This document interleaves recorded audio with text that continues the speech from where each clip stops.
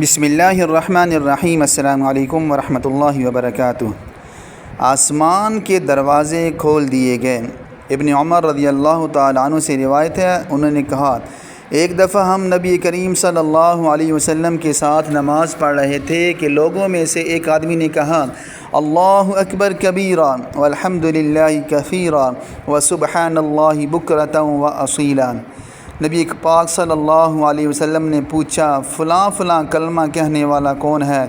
لوگوں میں سے ایک آدمی نے کہا اللہ کے رسول صلی اللہ علیہ وسلم میں ہوں۔ آپ صلی اللہ علیہ وسلم نے فرمایا مجھے ان پر بہت حیرت ہوئی، ان کے لیے آسمان کے دروازے کھول دیے گئے۔ ابن عمر نے کہا میں نے جب سے آپ سے یہ بات سنی اس کے بعد سے ان کلمات کو کبھی ترک نہیں کیا۔ تو پیارے دوستوں، آپ سے بھی گزارش ہے کہ آپ بھی ان کلمات کا ورد کریں اور آپ ثنا کے بعد نماز میں بھی ان کلمات کو پڑھ سکتے ہیں۔